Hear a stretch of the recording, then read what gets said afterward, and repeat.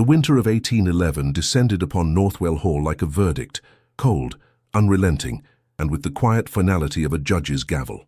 Lady Mara Ellington stood by the grand ballroom's periphery, her gloved fingers wrapped around a glass of untouched champagne as violins spilled their notes across the candle-lit expanse. 32 winters had graced her features with a dignity that society had mistaken for plainness, her widowhood worn like an invisible shroud that kept dancers at bay. "Observe how she stands," whispered Lady Pembroke behind her fan, always at the edge as though the centre might burn her. "When one has neither beauty nor fortune to recommend oneself," replied Mrs. Harrington with practiced sympathy, "prudence dictates one should not expect invitation." Their words, though hushed, carried the precise volume necessary for humiliation, a skill honed through seasons of calculated cruelty. Mara did not flinch. 5 years of widowhood had taught her that stillness was the only dignity allowed to women like her. The Marchioness of Halford swept past in a cloud of French perfume, her youngest daughter in tow, a fresh bloom of 17 summers, her cheeks flushed with anticipation rather than embarrassment. "My dear Lady Ellington," she said, pausing with deliberate charity, "how good of you to attend. I was just remarking to Lord Calverne how resilient you remain, despite everything, that delicate euphemism for disaster. For a husband who had loved her briefly before illness claimed him, for the child they had never conceived, for the rumors that followed, suggesting she had somehow failed in the mysterious duties of the marital chamber. Your kindness overwhelms me, Marchioness," Mara replied, her voice steady as northern stars. "How fortunate your daughter appears tonight, the very image of spring amid our winter." The Marchioness's smile tightened. She had expected defeat, not composure. "Come, Sophia," she commanded her daughter. "Lady Worcester was most particular about introducing you to her nephew." They departed in a rustle of silk, leaving Mara to the familiar solitude of being observed rather than seen. The vast ballroom, with its constellation of chandeliers, seemed to shrink around her, pushing her ever closer to the wall-papered margins of existence. It was then that she noticed him, the Duke of Rowan Ainsworth, standing beside the grand fireplace, his gaze fixed not on the young debutantes pirouetting before him, but on her. His eyes, the colour of winter fog, held neither pity nor interest, but something rarer, attention. He watched her as one might observe a painting whose meaning remained elusive. A collision of nervous footmen broke their exchange, as a silver tray of crystal glasses shattered against the marble floor. The music faltered, conversation suspended, and every eye turned to the spectacle of broken things, every eye save his. Later, as guests departed and carriages lined the gravel drive, Mara found herself alone in the small gallery adjacent to the ballroom. Portraits of stern-faced ancestors gazed down from gilded frames, their judgment spanning centuries. "You admire the Ainsworth collection?" His voice came quietly from behind her. She turned, composure momentarily fractured. The Duke stood framed by the doorway, his formal attire unblemished despite the evening's length. "I admire their certainty, Your Grace," she replied, indicating a particularly severe gentleman whose eyes seemed to follow the viewer. "How comforting to exist in a world where one's place is never questioned." "And is your place so frequently questioned, Lady Ellington?" The directness of his inquiry, delivered without the customary cushion of social pleasantries, startled her. "A widow without fortune or extraordinary beauty? The question, Your Grace, is rather whether I have a place at all." His expression remained unchanged, yet something in his posture softened. "I find society's arithmetic curiously flawed. It calculates worth by the most transient of qualities, and yet we are all bound by its sums." She looked away, her fingers instinctively seeking the small silver mirror in her reticule, a habitual gesture of self-assessment. "No one marries a woman like me," she said softly, the confession escaping before wisdom could contain it. The Duke moved closer, the distance between them now measured in heartbeats rather than propriety. She braced herself for polite dismissal, for the practiced sympathy she had come to anticipate. Instead, he smiled, not with condescension, but with a gentle certainty that transformed his austere features. "Then you know little of love," he said. The grandfather clock in the corridor struck midnight, its chimes reverberating through the gallery like a summons. Neither moved, as though the moment existed in a pocket of time separate from the world beyond. From the entrance hall came the steward's voice, calling for the Duke's carriage to be brought around. The spell broke. He bowed with formal grace. "Good evening, Lady Ellington." "Good evening, Your Grace," she replied, her voice steady despite the peculiar trembling within. He departed, footsteps fading into silence. Only then did Mara withdraw the small mirror from her reticule. In its reflection she saw what she had always seen, unremarkable features arranged in dignified resignation. Yet something had changed. The mirror captured not only her face, but also the candlelight behind her, a single flame, unexpected and persistent, refusing to be extinguished. Dawn arrived reluctantly, as though winter light required persuasion to venture through leaded windows. Mara sat at her writing desk, correspondence neglected before her, mind still traversing the strange territory of the previous evening. The Duke's words lingered like a half-remembered melody, elusive yet persistent. "Then you know little of love." 5 words, spoken without flourish, yet they had somehow altered the landscape of her thoughts. Her modest parlour at Briarwood Cottage, a grace and favour residence on the Northwell estate, seemed smaller this morning, as though her consciousness had expanded beyond its papered walls. For 5 years, she had accepted her place as the respectable widow, clinging to propriety like a lifeline in treacherous waters. Now, a single sentence threatened that careful equilibrium. A knock at the door interrupted her reverie. Her maid, Agnes, entered with an envelope upon a silver tray. "From Northwell Hall, my lady. A footman awaits your reply." The heavy cream paper bore the Ainsworth seal, a falcon with wings outstretched. Mara broke the wax with trembling fingers, unfolding the letter with care that belied her racing pulse. "Lady Ellington, the Northwell Library, contains several volumes on botanical illustration that may interest you, given your acknowledged appreciation of certainty and precision. My mother, the Dowager Duchess, maintains Thursday afternoons as her reading hour, and would welcome your companionship from 2 o'clock, should your engagements permit. Respectfully, Ainsworth." The note, formal to the point of austerity, contained no reference to their exchange, no acknowledgement of words that had kept her wakeful through the night. Mara folded it carefully, considering its meaning beneath its message. "Will there be a reply, my lady?" Agnes inquired, her youthful face revealing more curiosity than propriety would sanction. "Yes," Mara said, reaching for her pen. "I shall attend." The maid departed with her mistress's acceptance, leaving Mara to contemplate the strange turn of fate. An invitation to Northwell's library was unremarkable. The Dowager Duchess often received select company during her reading hours, yet the timing suggested intention rather than coincidence. By Thursday afternoon, snow had begun to fall in earnest, blanketing the countryside in silent white. Mara's modest carriage navigated the drive to Northwell Hall, each hoofbeat muffled by fresh powder. The great house loomed against the winter sky, its stone facade softened by weather. A footman escorted her through corridors lined with ancestral portraits, their eyes following her progress with painted judgment.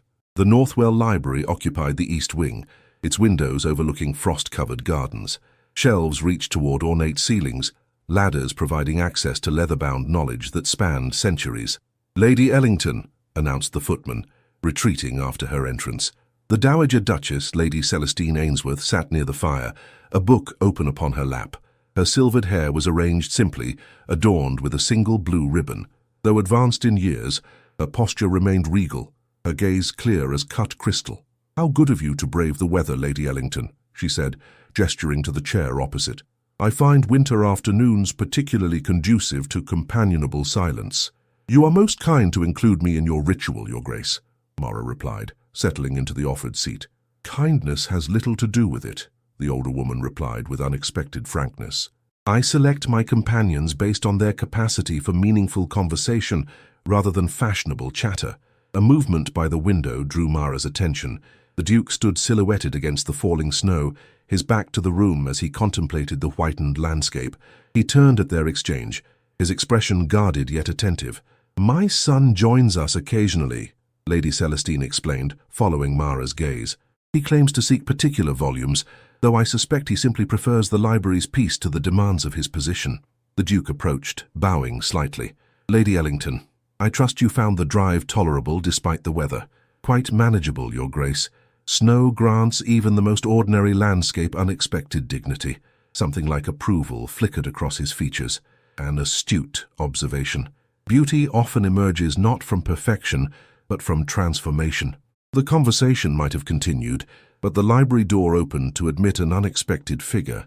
Lord Calverne entered with the confidence of familiar relation, though his presence seemed to lower the temperature beyond what winter dictated. Aunt Celestine, he greeted the dowager, before turning to the Duke with a bow that emphasized form over sincerity. Cousin, I had not expected to find you engaged in such domestic pursuits. His gaze shifted to Mara, assessment evident in his cool appraisal. Lady Ellington, what an unexpected pleasure. Lord Calverne, she acknowledged, with a slight inclination of her head. The newcomer moved to warm himself by the fire, though the chill he brought seemed impervious to flame. Tall and precisely dressed, with features that might have been handsome were they not arranged in perpetual calculation, he surveyed the room as though taking inventory. I've come directly from London, he announced, removing his gloves with deliberate slowness. The season begins early this year. Already speculation runs rampant regarding eligible matches. His eyes rested momentarily on Mara, the implication clear. She numbered among neither the eligible nor the speculated. How fascinating, replied the Dowager Duchess, her tone suggesting precisely the opposite. Though I cannot imagine London gossip holds much interest for any of us here. Oh, but it should, Calverne insisted, a smile touching his lips without reaching his eyes. Particularly for Rowan. The Prince Regent himself inquired after your marital intentions. A duke approaching 40 without an heir, it raises concerns in certain circles. The Duke's expression remained unchanged, though something in his posture suggested steel beneath silk. I've found, cousin, that those most concerned with my private affairs are typically those with the least right to inquire. A tense silence descended, broken only by the fire's crackling and the faint tick of the mantel clock. Mara felt the weight of unspoken history between the men, a current running beneath polite exchanges. Lady Celestine closed her book with decisive finality. Lord Calverne, you must be fatigued from your journey. Perhaps you would prefer to refresh yourself before dinner. The dismissal, though couched in consideration, was unmistakable. Calverne bowed with exaggerated deference. As always, your concern touches me deeply, Aunt. His gaze swept the room once more. Lady Ellington, I look forward to further acquaintance. One hears so much, yet knows so little. After his departure, the library seemed to exhale collectively. The Dowager Duchess shook her head in quiet disapproval. My nephew possesses every advantage save character, she remarked, a failing for which fine tailoring cannot compensate. She rose gracefully despite her years. I believe I shall rest before dinner. Lady Ellington, you are most welcome to explore our collection. My son will ensure you find whatever you seek. With that strategic withdrawal, the Dowager left Mara and the Duke in a silence heavy with implication. Snow continued to fall beyond the windows, enclosing the library in a world apart. Your cousin seems attentive to social matters, Mara observed, searching for neutral ground. Calverne's attentions rarely extend beyond self-interest, the Duke replied, moving to the shelves and selecting a volume bound in green leather. As next in line should I die without issue, he maintains a vested interest in my continued bachelorhood. He presented the book to her, a collection of botanical illustrations, precisely as his note had mentioned. You will find these rendered with particular accuracy. The artist valued truth above flattery. Their fingers brushed as she accepted the volume, a momentary contact that nonetheless sent awareness coursing through her. The Duke held her gaze, something unspoken in his expression. Why did you invite me here? She asked suddenly, propriety surrendering to the need for clarity. Because, he answered, in a room of performers you alone seem to have no role to play. Before she could respond, a distant bell chimed, signaling the hour. He stepped back, resuming the distance that position demanded. You are welcome to borrow the volume, Lady Ellington. Books, unlike people, reveal their nature honestly when examined. She clutched the book to her chest like a shield. And what nature do you perceive in me, Your Grace, upon such limited examination? His expression softened into something approaching the smile from the previous night. One worthy of closer study, Lady Ellington. Most decidedly. Outside, the snow fell with increasing determination, transforming the world into blank pages awaiting inscription. The invitation arrived on a Tuesday, carried by a liveried footman whose impassive face revealed nothing of its contents. Cream paper, red wax seal bearing the Ainsworth crest, formal in every particular, yet its arrival quickened Mara's pulse. The Dowager Duchess of Northwell requests the pleasure of Lady Ellington's company at dinner, Friday next at 7 o'clock, carriages at 11. A dinner invitation, unremarkable in itself, yet Mara understood its significance. The Dowager's intimate gatherings were exclusive affairs, carefully curated assemblies where conversation held greater currency than fashion. To be included signified recognition beyond mere charity. 5 days remained to prepare, each hour stretching like taut silk. Mara inventoried her wardrobe with pragmatic assessment. The lavender silk, 5 seasons old but well preserved. The grey muslin, severe but dignified. Nothing new, nothing remarkable, nothing to suggest she attached particular importance to the occasion. The grey, she decided, understated elegance better suited a widow of her circumstances than any attempt at rejuvenation. Friday arrived with mercurial weather, afternoon sunshine yielding to evening mist that crept across the grounds like spectral fingers. As her carriage approached Northwell Hall, lanterns illuminated the facade, windows glowing with promised warmth against encroaching darkness. The entrance hall buzzed with arrival activity, footmen receiving cloaks, ladies adjusting final details of coiffure and countenance, gentlemen exchanging brisk pleasantries. Mara surrendered her modest wrap, conscious of eyes that assessed without appearing to observe.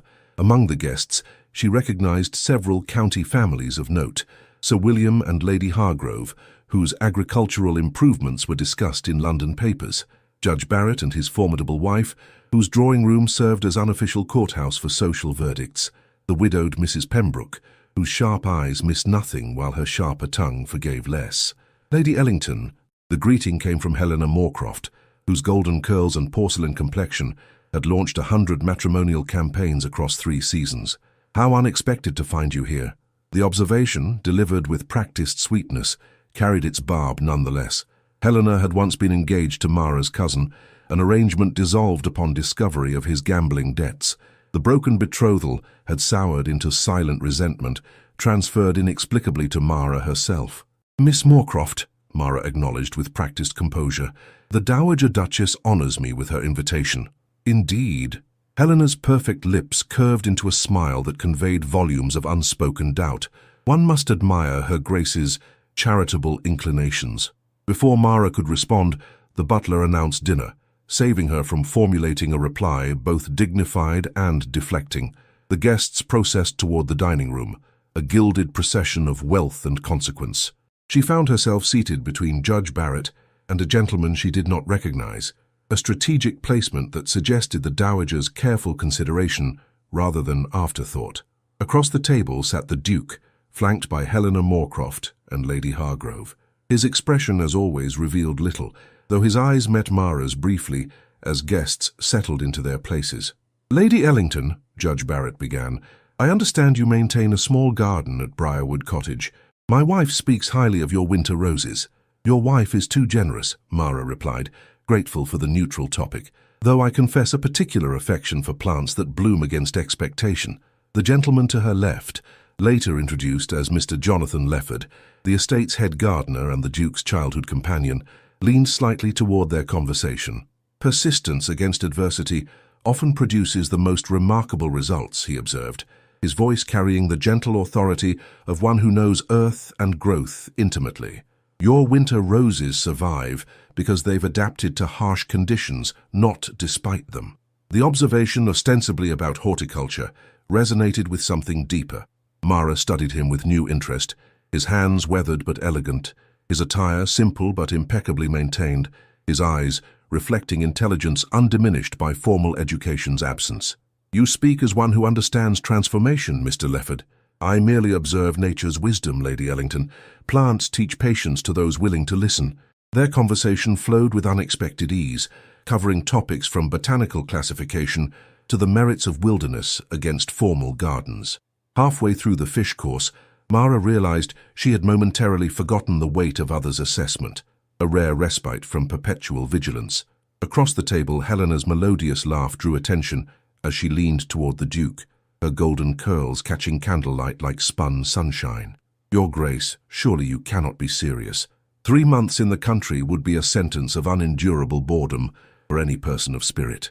"Perhaps," the Duke replied, his tone level.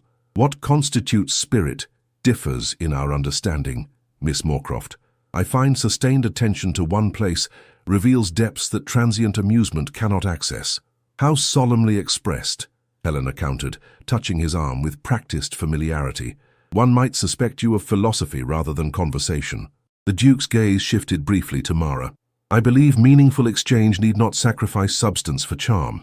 Lord Calverne, seated at the table's far end, interjected with cutting precision. My cousin's monastic tendencies are well documented, though one wonders whether principle or merely disinclination guides his withdrawal from society's pleasures. A subtle tension descended, felt rather than observed. The Dowager Duchess, enthroned at the table's head, intervened with gracious authority. "Calvern, you mistake solitude for withdrawal. Some cultivate inner gardens, while others merely display borrowed flowers." The metaphor, delivered with smiling serenity, nonetheless silenced further provocation. Conversation resumed its polite circulation. Courses arrived and departed with choreographed precision, and candles burned steadily lower in silver holders. Later, when ladies withdrew to the drawing-room, leaving gentlemen to port and politics, Helena approached Mara with determined sociability.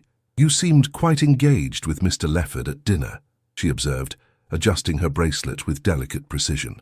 "How refreshing to find you in animated conversation." The implication, that animation was unusual for Mara, hung between them, neither acknowledged nor denied. "Mr. Lefford possesses genuine knowledge rather than mere opinion," Mara replied evenly, a distinction increasingly rare in contemporary discourse. Helena's perfect features arranged themselves into an expression of concern. "Dear Lady Ellington, you mustn't allow widowhood to render you severe. It's most unbecoming, particularly when one lacks other compensating qualities." The barb, delivered with practiced precision, found its mark. Mara felt the familiar constriction in her throat, the physical manifestation of dignity, maintained at cost. "We each adapt to life circumstances as character permits, Miss Moorcroft," she replied, her voice steady, despite internal trembling. "Some find depth in adversity, others merely perfect its performance." Before Helena could respond, the Dowager Duchess approached, her silver-threaded gown rustling like autumn leaves. "Lady Ellington, would you join me by the fire? I find myself craving sensible conversation." The rescue, though welcome, carried its own significance, noticed by every lady present. To be singled out by the Dowager was distinction indeed. Mara followed her hostess to the fireplace's intimate circle, conscious of Helena's thwarted expression and the considering glances of other guests. "You manage provocation with admirable restraint," Lady Celestine observed once they were seated, "though I suspect it extracts greater toll than you reveal." Mara's surprise must have shown, for the older woman smiled with gentle understanding. "Age grants certain permissions, my dear, among them the freedom to acknowledge what younger women must pretend not to notice." The Dowager adjusted her blue ribbon with practiced fingers. "Miss Moorcroft's arrows are precise because they target vulnerability. Yet she fails to recognize that wounds, once healed, become sources of strength rather than weakness." "Your Grace is most perceptive," Mara replied, uncertain how to navigate this unexpected territory. "Necessity rather than gift," Lady Celestine corrected. "I've observed human nature through 8 decades, 4 as wife to a powerful man, 3 as mother to his heir, and now 1 as witness to what remains." Her clear eyes held Mara's with unexpected intensity. "Tell me, Lady Ellington, what do you seek from this season of your life?" The question, direct and unadorned, startled Mara with its presumption of intimacy, yet something in the Dowager's manner invited honesty rather than performance. "Dignity," she answered after a moment's consideration, "and perhaps purpose beyond mere survival." Lady Celestine nodded slowly, as though confirming a private theory. "Both worthy aspirations, though I suspect there remains capacity for more." She glanced toward the door as it opened to admit the gentleman. "We shall continue this conversation another time." The evening progressed with cards and music. Helena performed at the pianoforte with technical perfection, her golden beauty complemented by accomplished execution. Polite applause followed each piece, acknowledgement of display rather than connection. When the Duke approached Mara as carriages were announced, conversation throughout the room adjusted to accommodate observation. "Lady Ellington, might I offer you a volume on alpine flora? I recalled your interest in resilient blooms." "You are most thoughtful, Your Grace," she replied, conscious of attention measuring each syllable exchanged. He presented a slim book, its leather binding worn with appreciative handling rather than neglect. Their fingers brushed during the exchange, a moment of contact unremarkable to observers, yet electric in private awareness. "Some beauty," he said quietly, "reveals itself only to those who recognize value beyond conventional appraisal." The statement, ostensibly about botanical specimens, carried resonance beyond its surface meaning. Mara met his gaze with careful neutrality, though something within her responded to the underlying current. I shall study it with appropriate attention, Your Grace. Lord Calverne appeared beside them, his expression arranged in pleasant inquiry that nonetheless suggested interruption rather than coincidence. Cousin, you've become a veritable lending library. One wonders what treasures you reserve for special appreciation. The Duke's expression cooled perceptibly. Books, like Friendship Calverne, find their proper recipients through affinity rather than calculation. The exchange, though brief, left an impression of swords touching in preliminary assessment. Mara sensed currents beneath the surface, history and tension beyond her knowledge. As her carriage departed Northwell Hall, mist had thickened to light rain, droplets catching lantern light like suspended stars.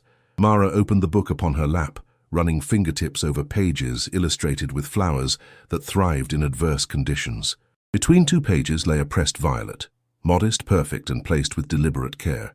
She touched the dried bloom gently, aware of symbolism beyond coincidence. In the language of flowers, violet spoke of faithfulness, modesty, and affection. Whether the Duke had placed it with such intention remained uncertain, yet the possibility itself quickened her pulse. The book closed over the violet, preserving it between pages. Outside, rain transformed to gentle snow, white against midnight darkness, a world transforming while she watched. February's chill tightened its grip on Northwell, transforming the landscape into a tableau of crystalline severity. Mara stood at her cottage window, observing how morning light fractured against frost-covered gardens. The violet from the Duke's book lay pressed between glass in a small frame upon her desk, a private token, significance known only to herself. 3 weeks had passed since the Dowager's dinner, 3 weeks of careful correspondence, notes accompanying botanical volumes, observations on winter gardens, invitations to the library that walked the narrow path between propriety and pursuit. Society had begun to notice, whispers circulating like drafts beneath doorways. "A curious development at Northwell," remarked Mrs. Pembroke during yesterday's parish gathering. "The Duke appears to have developed scholarly interests that frequently coincide with Lady Ellington's visits." The observation, delivered with studied neutrality, nonetheless carried unmistakable implication. Mara had maintained composed indifference, though her heart performed a traitorous flutter beneath her modest bodice. Agnes entered the parlour, interrupting Mara's reflection. "A letter has arrived, my lady." The maid's expression held unusual gravity. "By private messenger rather than post." The envelope bore no crest or seal, plain cream paper with her name inscribed in unfamiliar hand. Mara broke the wafer with mounting curiosity, unfolding the single sheet within. "Lady Ellington, matters concerning your reputation require immediate attention. Information of a delicate nature has begun circulating in certain quarters. Meet me at St. Michael's Churchyard at 11 o'clock tomorrow if you wish to prevent public disclosure. A friend." The letter bore no signature, its message suspended between warning and threat. Mara read it twice, each word acquiring new weight with repetition. Information of a delicate nature. What secrets did she possess that merited anonymous concern? Her life, though marked by loss, had been conducted with scrupulous propriety, yet anxiety bloomed nonetheless, spreading tendrils through her composure. Even baseless accusations could tarnish reputation beyond recovery, particularly for a woman whose social position balanced on the knife edge of respectability. The churchyard stood empty when Mara arrived the following day, gravestones emerging from morning mist like silent sentinels. She had come alone, dismissing her maid with instructions to attend to household matters, a decision that now seemed imprudent as she surveyed the deserted grounds. "Lady Ellington." The voice emerged from shadow before its owner appeared, a slight man with features arranged in permanent calculation. "How gratifying to find you punctual." She recognized him as Lord Calverne's secretary, Mr. Silas Crowe, a man whose presence at social gatherings remained peripheral yet observant, like a spider positioned at its web's edge. "Mr. Crowe." Mara maintained formal distance, both physical and social. "I confess surprise at your cryptic summons. Necessity dictates discretion, my lady." He extracted a folded paper from his coat, handling it with theatrical care. "This document has come into my possession through channels I need not specify. Its contents concern your late husband's financial arrangements and certain inconsistencies therein." Ice formed in Mara's veins, though her expression remained controlled. "My husband's affairs were settled by his solicitor upon his death. There were no irregularities." Perhaps to untrained observation, Crowe's smile suggested unpleasant revelation. However, closer examination reveals evidence of funds diverted from the Ashbury estate, funds that benefited a particular widow whose circumstances might otherwise have proven quite desperate. The accusation hung in damp morning air: embezzlement, theft, fraud, all impossible, all devastating if whispered in the right ears. "You speak falsehood, sir, and risk much in doing so." Mara's voice remained steady, though her hands trembled within her muff. "Truth and falsehood matter less than perception, Lady Ellington." He tucked the paper away with practiced smoothness. Society's judgment seldom awaits evidentiary confirmation. Comprehension dawned with sickening clarity. "This is not about my husband's affairs. What does Lord Calvern seek through this charade?" Crow's expression registered momentary surprise before resuming calculated neutrality. "My lord's interests need not concern you. What should concern you, however, is the circulation these documents might achieve, unless their discovery proves unnecessary. You speak in riddles, sir. State your purpose plainly." "Very well." He stepped closer, lowering his voice, though no one was present to overhear. "The Duke's interest in you has been noted with concern by those who wish him to fulfill his familial obligations appropriately. Your continued association presents complications." The threat's true nature emerged from shadow. Not financial ruin, but romantic interference. Mara felt simultaneous relief and deeper dread. "You suggest I sever connection with Northwell to prevent fabricated scandal." "I suggest discretion serves all parties. The Duke requires a suitable match. Young, accomplished, and of impeccable lineage, your presence distracts from this essential duty." Crow's voice softened to false sympathy. "Surely you cannot imagine yourself a duchess, Lady Ellington. Such delusion would prove painful when inevitably dispelled." Each word struck with precision, targeting doubts she herself had harbored through sleepless nights. What could she possibly offer a duke beyond momentary diversion from matrimonial expectations? "The Duke's associations are his to determine," she replied, dignity her only shield, "as are mine." Admirable resolve, though perhaps misplaced. Crow adjusted his gloves with meticulous attention. "Consider carefully, Lady Ellington. Reputation once compromised seldom recovers, particularly for women of your particular circumstance." He departed with a bow precise in its mockery, leaving Mara alone among weathered gravestones. Above, ravens circled against pearl-grey sky, their harsh calls echoing across hallowed ground. She remained motionless, mind racing through implications and possibilities. The threat, though constructed of falsehood, carried genuine danger. Society required neither proof nor trial to condemn, particularly when condemnation aligned with existing prejudice. The church bell tolled 11, its resonance rippling through bone and stone alike. Mara squared her shoulders, decision crystallizing with each reverberating note. Intimidation would not dictate her actions, though prudence might inform them. That afternoon she penned a note declining the Dowager's invitation to Thursday's reading circle, citing a fabricated indisposition. The lie tasted bitter, yet seemed necessary armor against unseen adversaries. The reply arrived with unexpected swiftness, not from the Dowager but from the Duke himself. "Lady Ellington, your absence creates a void not easily filled by substitution. If indisposition confines you to Briarwood, perhaps Northwell might bring consolation to you rather than awaiting your presence.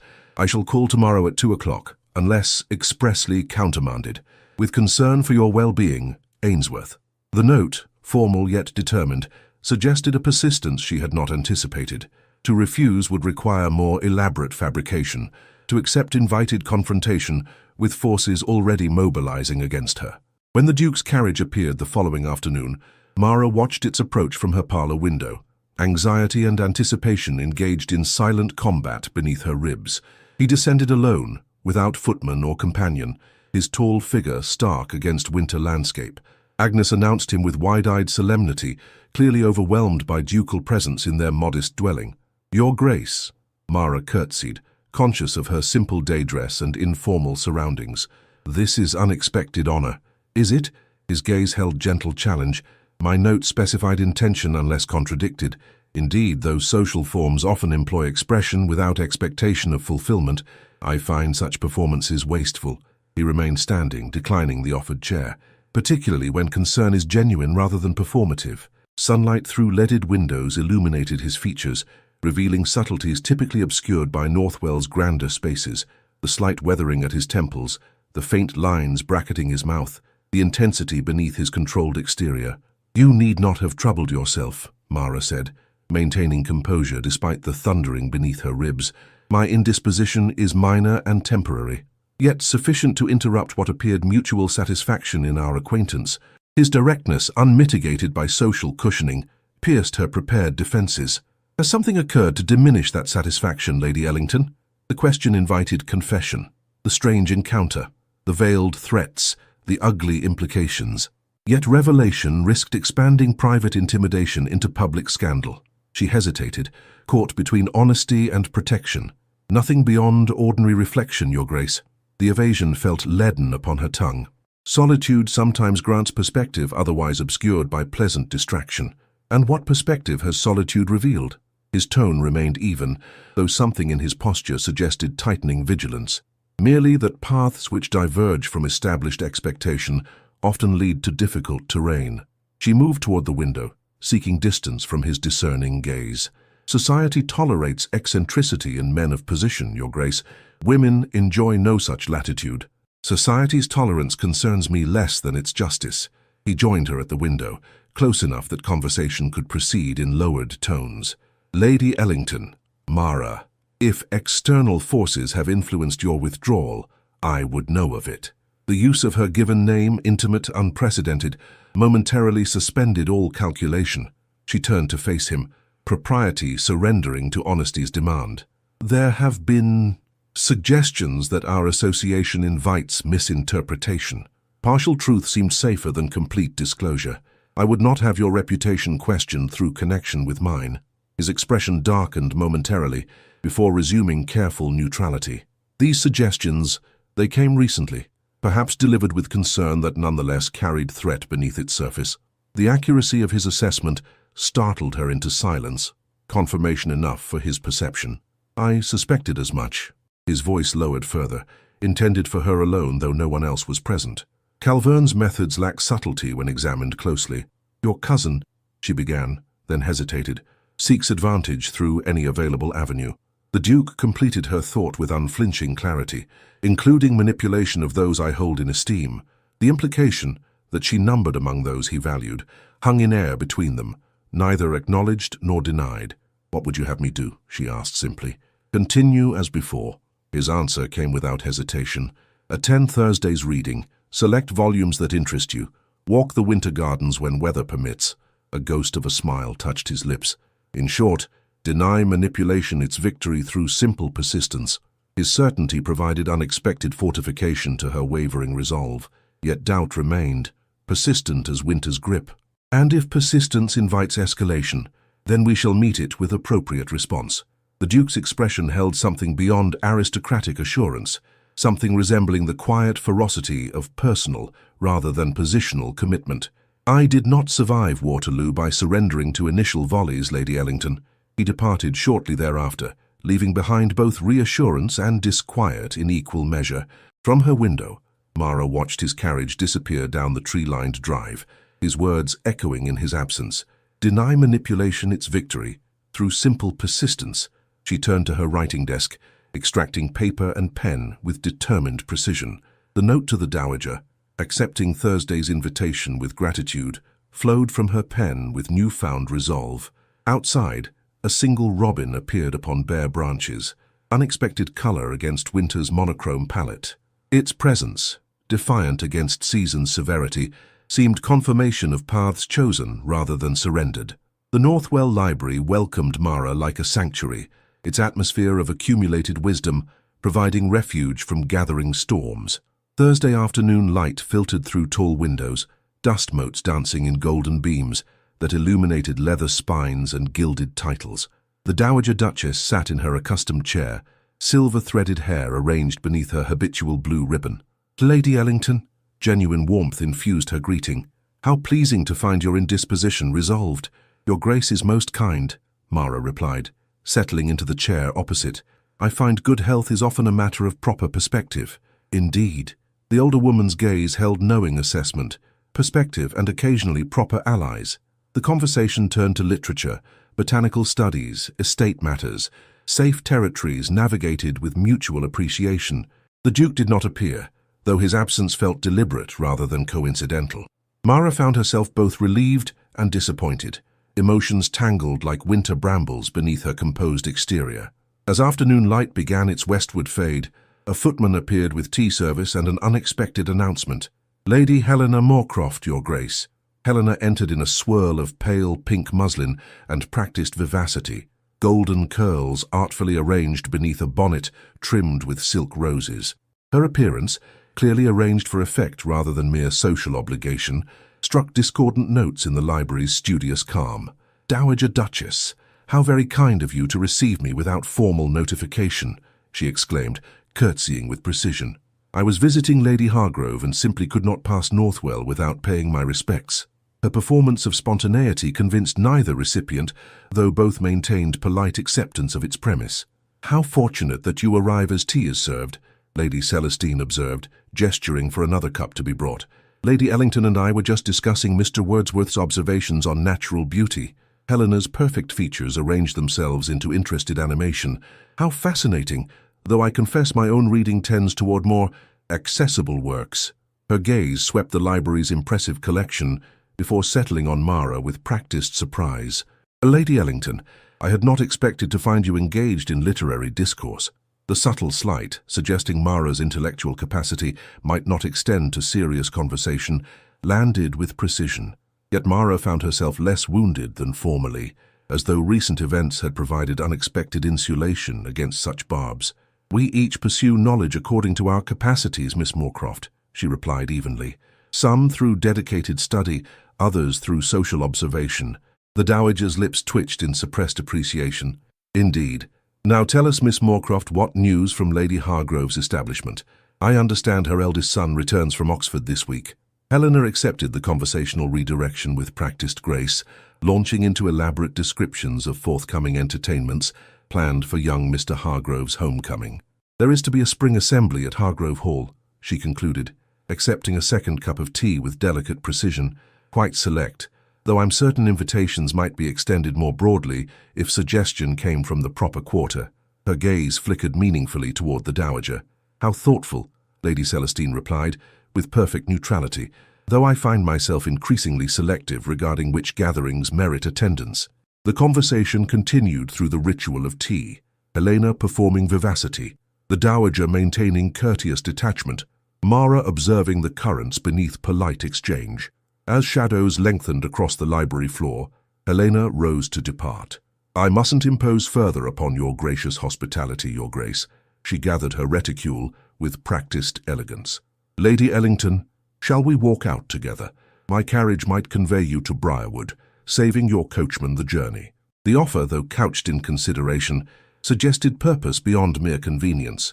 Mara glanced toward the dowager, who inclined her head slightly. Permission to depart, though not necessarily endorsement of the company. "You are most kind, Miss Moorcroft." Mara gathered her shawl and the book Lady Celestine had recommended, a volume of poetry by Anne Finch, Countess of Winchilsea, whose verses celebrated quiet observation over dramatic display. Outside, Helena's elegant carriage awaited, a footman standing at attention beside its polished door. Once settled within its plush interior, Helena's demeanor shifted, animation replaced by calculated assessment. "You have created quite an impression at Northwell, Lady Ellington." Her tone suggested puzzlement rather than admiration, particularly upon the Duke himself. Mara maintained neutral expression, though wariness rose within. "His Grace has shown kindness to many within his circle. Kindness, perhaps, but such particular attention." Helena adjusted her gloves with deliberate precision. "One hears whispers, you understand, speculations regarding his intentions toward a widow of mature years." The implication that Mara's age rendered romantic attention improbable landed with intended force. Yet beneath the insult lay revelation. Helena perceived her as potential rival rather than mere social inferior. "Whispers seldom reflect reality, Miss Moorcroft." Mara gazed through the carriage window at passing countryside, particularly when fueled by imagination rather than observation. "Oh, I observe most carefully." Helena leaned forward, lowering her voice, though no one could overhear. "For instance, I observed Mr. Silas Crowe in earnest conversation with you at St. Michael's churchyard some days past, most unusual for a lady of your circumspection." The revelation struck like sudden frost. Helena had witnessed the churchyard meeting. Mara maintained composed features despite internal alarm. "Mr. Crow delivered a message concerning parish matters," she replied, "the falsehood necessary armor against more dangerous truths." "Indeed, how curious that parish business required such secrecy." Helena's perfect lips curved into a smile that never reached her eyes. "I wonder whether the Duke would find such clandestine exchanges equally innocent in interpretation." The threat emerged from polite rapping, insinuation delivered to the Duke that Mara maintained secret communication with his cousin's secretary, a whisper easily fashioned into suggestion of conspiracy. "You mistake ordinary interaction for intrigue, Miss Moorcroft." Mara kept her voice level despite quickening pulse, though I understand some minds naturally incline toward dramatic narrative. Perhaps. Helena settled back against velvet cushions, satisfaction evident in her posture. Though narrative often crystallizes around available evidence, a respectable widow meeting privately with a gentleman not of her acquaintance, such evidence invites particular interpretation. The carriage slowed as they approached Briarwood's modest drive. Mara gathered her composure along with her belongings, preparing for dignified exit, despite internal turmoil. "You seem most concerned with the Duke's impressions, Miss Moorcroft." She met the younger woman's gaze directly. "One might almost suspect personal interest beyond mere social observation. A flash of something, anger perhaps, or simple recognition of being perceived accurately, crossed Helena's perfect features before resuming practiced pleasantry. "The Duke's matrimonial prospects concern all who value Northwell's continued prosperity," she replied smoothly. "A man of his position requires suitable alliance, youth, beauty, accomplished bloodlines, elements that secure future generations rather than merely satisfying temporary inclination." The carriage halted before Briarwood Cottage. Mara descended without awaiting the footman's assistance, turning to deliver parting words through the still open door. "How fortunate for suitable candidates that you maintain such vigilant concern for their prospects." Her voice remained pleasant despite the steel beneath. "Good day, Miss Moorcroft." Mara entered her cottage as the carriage departed, maintaining dignity until privacy permitted its temporary surrender. She sank into the parlor's window seat, mind racing through implications of this new development. Helena had witnessed the churchyard meeting, knowledge that granted dangerous leverage. Whether she would employ it immediately or reserve it for strategic deployment remained uncertain, though her character suggested the latter. Like an experienced card player, she would hold her advantage until maximum effect could be achieved. As twilight gathered beyond leaded windows, Mara considered her dwindling options.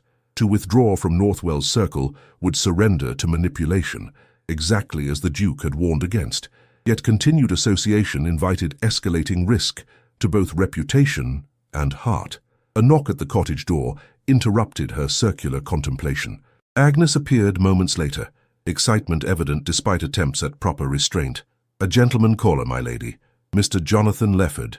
The Duke's childhood friend and Northwell's head gardener stood in her modest entrance hall, hat held respectfully in weathered hands.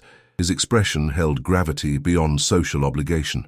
"Lady Ellington," he began once they were seated in the parlor, "I come on private business rather than estate matters." "I gathered as much from your expression, Mr. Lefford." Mara studied him with careful attention. "How might I assist you?" "It is rather how I might assist you, my lady." He leaned forward, voice lowered, though they were alone. "I observed Miss Moorcroft's carriage departing as I arrived. Her interest in your affairs seems to have intensified of late." Mara's surprise must have shown, for he continued with increased urgency. "Forgive my directness, Lady Ellington, but time permits little else. Miss Moorcroft called at Northwell this morning before visiting you, specifically seeking audience with Lord Calverne rather than the Dowager or Duke." Cold certainty settled in Mara's chest. "They conspire together." "So it would appear." Lefford nodded gravely. Their conversation, though conducted behind closed doors, concluded with expressions suggesting mutual satisfaction in some arrangement. "You have remarkable powers of observation, Mr. Lefford." "When one grows up alongside privilege without possessing it," he replied with simple dignity, "observation becomes necessary survival." The statement revealed volumes about his position, friend to the Duke yet servant to the estate, navigating boundaries that separated their worlds despite childhood bonds. "Why share these observations with me?" Mara asked directly. "Because 30 years of friendship grants certain knowledge of character." His weathered face softened with evident loyalty. "The Duke values you beyond what propriety permits him to express. Those who wish him ill seek to target that value. The simple assessment, delivered without embellishment or romantic flourish, nonetheless confirmed what Mara had scarcely permitted herself to acknowledge. The Duke's interest transcended mere intellectual companionship or social courtesy. "What would you have me do with this knowledge, Mr. Lefford?" "Arm yourself with awareness," he replied without hesitation, "and perhaps consider that not all battles require fighting alone." He departed shortly thereafter, refusing refreshment in favor of returning to the estate before darkness completed its descent. Mara watched from her window as his figure receded down the lane, his warning echoing in his absence. That night, unable to find sleep's refuge, Mara extracted the violet frame from her desk drawer. The pressed flower, delicate, preserved, unchanged, seemed to offer silent testimony to possibilities beyond present circumstance. "Not all battles require fighting alone." The words repeated like whispered prayer as darkness yielded reluctantly to first light. With dawn came decision. Neither retreat nor surrender, but strategic advance. She would attend services at St. Michael's on Sunday, present herself at Northwell's library on Thursday, and conduct herself with dignity rather than defensive withdrawal. Let Helena and Calverne conspire. Let whispers circulate. Truth possessed power beyond manipulation, if one held courage to stand within its light. Sunday dawned clear and cold, winter's grip beginning its gradual release as February yielded to March's uncertain temperament. St. Michael's Church stood silhouetted against pale blue sky, its ancient stone weathered by centuries of devotion and doubt alike. Mara arrived early, nodding to familiar parishioners as she took her accustomed seat midway down the nave. The congregation assembled gradually, tenant farmers in Sunday best, village shopkeepers and their families, gentry from surrounding estates. The social hierarchy visible in seating arrangements, with prominent families occupying front pews, while those of lesser consequence filled spaces behind. A murmur rippled through assembled worshippers as the Duke entered, accompanied by the Dowager Duchess. Their presence at parish services was not unprecedented, though sufficiently rare to merit notice. They proceeded to the Ainsworth family pew, the Dowager nodding graciously to acquaintances, while the Duke maintained dignified reserve. Moments later, Lord Calverne arrived with theatrical timing, Helena Moorcroft on his arm, an arrangement that raised eyebrows throughout the congregation. Their entrance, clearly calculated for maximum observation, succeeded in its purpose. Helena's spring green ensemble provided stark contrast to winter-subdued attire surrounding her, drawing every eye as she proceeded down the aisle with practiced grace. As they passed Mara's pew, Helena's gaze met hers briefly, triumphant assessment in that fleeting connection. Calverne inclined his head with exaggerated courtesy, his smile suggesting private amusement at some unshared jest. They continued forward, seating themselves directly behind the Duke and Dowager, proximity that proclaimed association without requiring invitation. The statement made without words, nonetheless, echoed loudly through the ancient nave.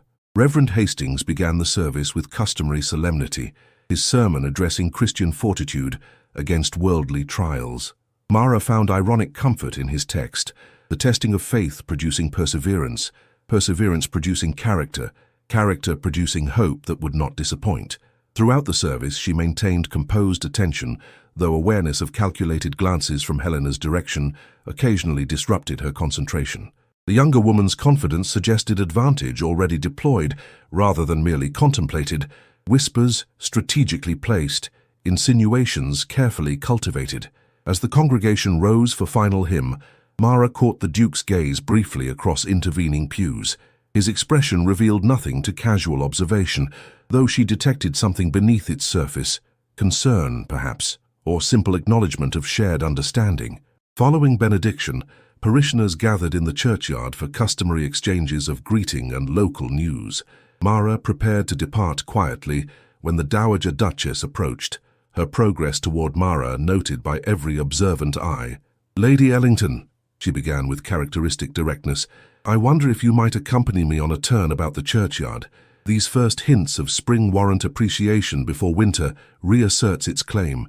The invitation, publicly extended, could not be declined without comment.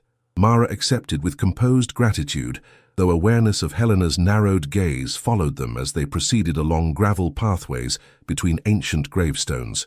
"You bear scrutiny with admirable composure," the Dowager observed once they had achieved relative privacy, though I suspect it extracts greater toll than outward appearance suggests. Your Grace perceives with characteristic accuracy, Mara acknowledged, adjusting her gloves with careful precision, though necessity often mothers capacity previously undiscovered. Indeed, Lady Celestine indicated a stone bench positioned to catch weak March sunshine. Shall we? My years grant privilege to rest while younger legs remain standing. Once seated, the dowager's expression shifted from social pleasantry to direct assessment. You have acquired determined adversaries, Lady Ellington. Their methods, while predictable, nonetheless warrant serious consideration. The statement, delivered without preliminary cushioning, confirmed Mara's suspicions. The dowager had noted Helena and Calverne's alliance, perhaps even their specific strategies.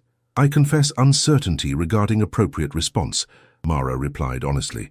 Confrontation invites escalation, yet silence suggests admission. A perceptive assessment. Lady Celestine adjusted her blue ribbon with practiced fingers.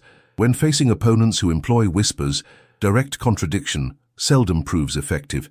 Rather, one must consider alternative narratives that render whispers irrelevant. Before Mara could request clarification, the dowager continued with renewed purpose. The spring assembly at Hargrove Hall approaches, an event of sufficient consequence to merit Northwell's representation. I find myself disinclined toward extended social obligation at my age, yet propriety demands family presence. Her clear gaze held Mara's with quiet intensity. I wonder if you might accompany my son as my representative. Your sensible nature would ensure appropriate observations return to me afterward. The invitation, for such it was despite its oblique presentation, struck Mara momentarily speechless. To attend a prominent social gathering as the Duke's companion would make unequivocal statement regarding his esteem, precisely countering whispers Helena might have cultivated. Your Grace honors me with such consideration, she replied carefully, though I wonder whether such arrangement might invite additional speculation rather than diminishing it. Speculation persists regardless of action or inaction, Lady Celestine observed, with the certainty of decades' experience. Better to have it flow in channels of one's choosing than surrender its direction to others. From across the churchyard came Helena's melodious laugh, perfectly calibrated to draw attention without appearing to seek it. She stood in animated conversation with several young gentlemen, her golden beauty luminous against the church's weathered stone. Lord Calverne observed from slight distance, satisfaction evident in his posture. Consider carefully, the dowager advised, following Mara's gaze. Youth and beauty possess undeniable advantage in initial engagement, yet lasting victory often belongs to patience and strategic positioning. Their conversation concluded shortly thereafter, the dowager departing to speak with Reverend Hastings, while Mara prepared for her solitary walk back to Briarwood. As she reached the churchyard gate, Mr. Lefford appeared beside her, his manner suggesting accidental encounter rather than deliberate interception. "A pleasant morning for walking, Lady Ellington," he observed, falling into step beside her. "Might I accompany you some distance? I have business in the village that takes me along your route." The arrangement, while technically proper, nonetheless invited observation. Mara noted Helena's attention shift toward them, calculation evident in her perfect features. "You are most kind, Mr. Lefford, though I would not delay your business." "No delay whatsoever," he assured her with quiet dignity. "Indeed, conversation makes the journey pass more pleasantly." They proceeded along the lane leading from church to village, maintaining proper distance, though speaking with ease that suggested established acquaintance rather than mere social politeness. "I observed Lord Calverne's particular attention this morning," Lefford remarked, once they had achieved distance from potential eavesdroppers. "His satisfaction suggests plans advancing according to design." "The dowager believes direct confrontation ineffective against whisper campaigns," Mara replied, choosing words with care. "She suggests alternative narrative rather than contradiction. Her Grace possesses wisdom earned through experience." He nodded thoughtfully. "Though I wonder whether you have considered that some battles, while appearing centered upon you, actually target different objectives entirely." The observation gave Mara pause. "You suggest I am merely convenient avenue rather than ultimate destination?" "Lord Calverne's ambitions extend beyond mere social distinction," Lefford confirmed, his tone suggesting long observation rather than recent discovery. "As next in line should the Duke remain childless, his interest in preventing advantageous marriage has practical rather than merely malicious foundation." The assessment aligned with fragments Mara had assembled, yet completed the picture with disturbing clarity. She was not merely inconvenient association, but potential obstacle to inheritance, if the Duke's interest extended toward matrimony rather than mere companionship. "You imply calculation beyond social manipulation," she observed. "I merely suggest awareness of all dimensions." Lefford's weathered features arranged themselves in careful neutrality. The Duke faces pressure beyond Calvern's machinations, pressure from the estate, from tradition, from responsibility to position. His personal inclinations must navigate these forces rather than simply following their direction. They had reached the village square, where their paths would naturally diverge. Lefford paused, his expression softening from strategic assessment to simple humanity. "Lady Ellington, forgive my presumption, but I have observed both you and the Duke these past months. Whatever whispers Helena and Calvern cultivate, whatever calculations drive their actions, they cannot fabricate what plainly exists between you." His voice lowered, though no one stood close enough to overhear. "The Duke does not bestow attention without purpose nor respect without foundation." Before Mara could respond, he bowed with dignified respect. "Good day, Lady Ellington. I trust your path home proves pleasant in this promising weather." He departed toward the village shops, leaving Mara to continue alone along the lane to Briarwood. His words accompanied her journey, providing unexpected fortification against doubts that had taken root since Helena's veiled threats. The following day brought correspondence from Northwell, formal invitation to the Hargrove Assembly, along with personal note from the Dowager confirming arrangements should Mara accept. The Duke himself added brief postscript in distinctive hand. "Your presence would transform obligation into pleasure. A." She traced the single initial with fingertips, mind-traversing possibilities and implications. To accept invited both triumph and vulnerability, public declaration of connection that would render whispers temporarily irrelevant, yet potentially provoke more determined opposition. After careful consideration, she penned acceptance with composed gratitude. The decision, once made, brought curious serenity despite its attendant risks. That evening, as she reviewed her modest wardrobe for suitable assembly attire, Agnes arrived with unexpected delivery, a small package wrapped in plain paper, delivered by Northwell footman with instructions for Lady Ellington's hands alone. Inside lay a pair of evening gloves, finest kid leather in palest lavender, with delicate violet embroidery at each wrist. No note accompanied the gift, though its source required no explanation. The Duke had noted her wardrobe's limitations and addressed specific need without drawing attention to the gesture through formal acknowledgement. Mara held the gloves against her plain day dress, their elegant simplicity transforming, rather than merely accessorizing. The gesture communicated understanding beyond words, recognition of practical reality, without diminishing personal dignity. As March days lengthened toward spring, preparations for the Hargrove Assembly occupied local conversation. Reports circulated regarding imported musicians, exotic refreshments, special decorations, each detail amplifying anticipation among invited guests. 3 days before the event, as Mara completed final alterations to her silver-grey silk dress, 5 seasons old but well-preserved, Helena's carriage appeared unexpectedly at Briarwood. The unannounced arrival carried deliberate purpose, evident even before conversation commenced. "Lady Ellington," Helena began, once they were seated in Mara's modest parlour, her perfect features arranged in practiced concern. "I come on delicate mission that friendship demands despite potential discomfort." "Indeed," Mara maintained neutral expression, though wariness rose within. "How fortunate that I possess friendship worthy of such sacrifice." The irony passed unacknowledged as Helena continued with rehearsed sincerity. "It has reached my attention that you intend accompanying the Duke to Hargrove's assembly, an arrangement that has generated considerable speculation." "The Dowager Duchess requested my attendance as her representative," Mara corrected mildly, "though I cannot govern speculation regardless of its foundation." "Of course." Helena adjusted her gloves with careful precision. "Yet as someone who values your reputation, I feel compelled to share certain observations that have circulated regarding your association with Northwell." She paused, clearly expecting entreaty to continue. When Mara remained silent, she proceeded with slightly diminished composure. "There are whispers, you understand, regarding the nature of your frequent visits, suggestions that affection might have developed beyond appropriate bounds, that the Duke—" she hesitated delicately, "that his interest might not align with expectations appropriate to his position." The implication hung between them. that the Duke's attentions served physical rather than matrimonial purpose. The insult, though delivered with affected reluctance, nonetheless struck its intended target. "How concerned you must be," Mara observed, her tone remaining even despite internal fury, "to deliver such painful intelligence personally rather than allowing it continued circulation without your intervention." Helena's perfect features registered momentary confusion before resuming practiced sympathy. "I merely thought you should be aware before appearing publicly in circumstances that might compound such unfortunate impressions." "Your thoughtfulness overwhelms me." Mara rose from her chair, signaling conversation's conclusion.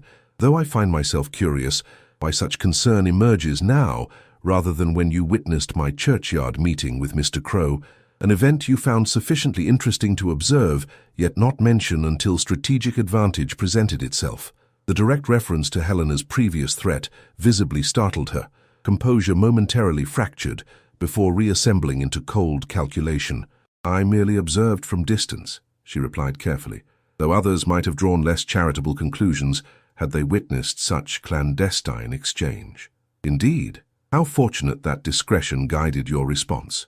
Mara moved toward the parlor door with deliberate purpose. "I shall remember your concern when considering future actions, Miss Moorcroft. Your visit has been most illuminating." Once Helena had departed in evident dissatisfaction, Mara remained standing in her modest entrance hall, mind calculating implications of this new development. The visit confirmed suspicions that opposition had intensified rather than retreated, that Helena and Calverne perceived genuine threat in her connection with the Duke. That evening, as shadows lengthened across Briarwood's modest garden, Mara penned careful note to the Dowager, relating Helena's visit without embellishment or emotional colouring. The facts, plainly stated, required no additional commentary to reveal their purpose. The reply arrived the following morning, not from Lady Celestine but from the Duke himself. His message, brief and direct, arrived by private messenger rather than regular post. "Lady Ellington, developments suggest increased vigilance rather than retreat. A trusted carriage shall collect you at 6 o'clock tomorrow evening for Hargrove Hall. No additional correspondence should pass between us before then. Until tomorrow, eh?" The note's gravity confirmed Mara's growing certainty that forces gathering against them had progressed beyond mere social manipulation toward something more determined.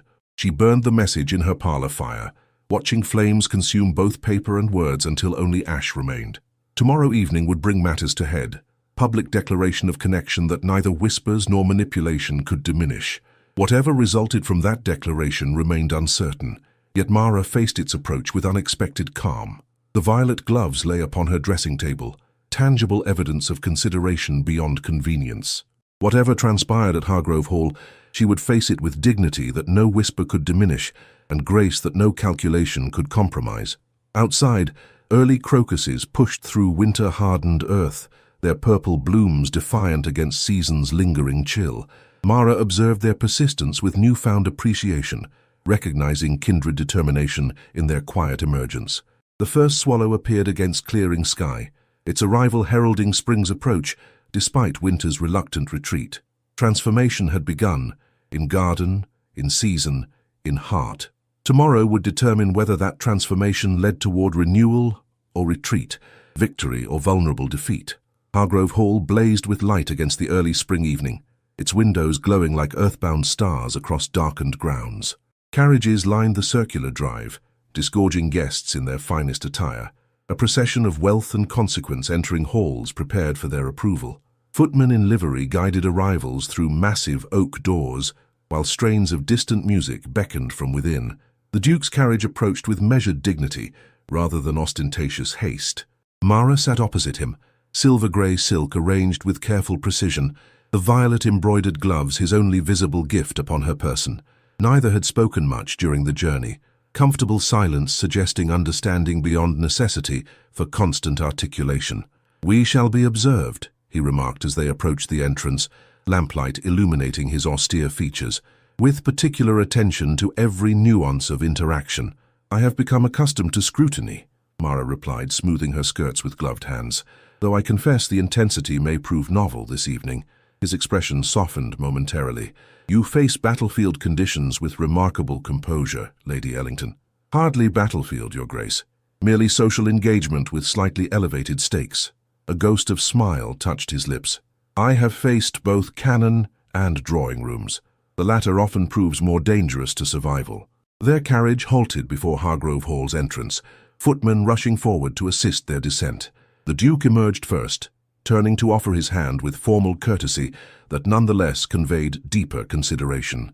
As Mara's fingers met his, even through layers of glove and propriety, connection passed between them, unspoken understanding that transcended circumstance. "Shall we?" he asked simply. They entered together, her hand resting lightly upon his arm, as custom dictated. The entrance hall bustled with arrivals, conversations flowing around them like water around stone. Their progress drew immediate notice, whispers following their advance like ripples across still water. Sir William Hargrove greeted them with effusive courtesy, his ruddy features registering momentary surprise at their paired arrival before social training reasserted control. "Duke of Northwell, what extraordinary pleasure to welcome you to our modest gathering." He bowed with exaggerated deference. "And Lady Ellington, how delightful to find you in such distinguished company." The observation, though couched in politeness, nonetheless acknowledged exceptional circumstance. The Duke's formal response conveyed neither apology nor explanation for their arrangement, merely acceptance of welcome, with dignified appreciation. They proceeded toward the ballroom, where musicians played preliminary melodies as guests assembled in preparation for the evening's first dance. The chamber glowed with candlelight reflected in mirrors and crystal, creating illusion of endless illumination against encroaching darkness beyond. Lord Calverne stood near the entrance, engaged in conversation with several gentlemen of consequence. His expression momentarily faltered upon observing their arrival, calculation evident in his swift recovery. "Cousin," he greeted the Duke with practiced warmth that never reached his eyes. "How unexpectedly traditional to find you attending social engagement." "Tradition occasionally merits participation," the Duke replied evenly, "particularly when accompanied by worthy company." His gaze remained upon Mara as he spoke, the statement unmistakable in its implication. Calverne's jaw tightened briefly before resuming social pleasantry. "Lady Ellington," he acknowledged with slight bow, "you appear remarkably composed for one so recently subject to concerning rumors." The reference, deliberately vague yet pointed, confirmed Mara's suspicion regarding source of whispered insinuations. She met his gaze with calm dignity rather than defensive retreat. "Composure often reflects clear conscience rather than practiced performance, Lord Calverne." Her voice remained pleasant, despite steel beneath its surface, though I understand the distinction might prove difficult to recognize without personal experience. His expression hardened momentarily before reassembling into practiced affability. How refreshing to find such rural fortitude, though one wonders whether simplicity translates effectively in more sophisticated environments. "Simplicity requires no translation," the Duke interjected, his tone suggesting conversation's conclusion.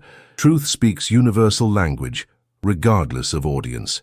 They moved away before Calverne could respond, proceeding into the ballroom's golden radiance. Guests parted before them like sea before vessel's prow, conversations momentarily suspended as attention focused upon their paired progress. Near the refreshment table stood Helena, resplendent in pale blue silk that complemented her golden beauty to perfection. Her expression upon noting their arrival registered successive emotions: surprise, calculation, determination, before settling into practiced social brightness. "Your Grace," she exclaimed, approaching with extended hand and strategic volume. "How unexpected to find you embracing festivity. And Lady Ellington, what extraordinary transformation evening attire achieves upon even the most ordinary canvas." The compliment, structured to contain its own negation, reflected Helena at her most calculated. Mara accepted it with composed acknowledgement, neither rising to provocation nor retreating from its intent.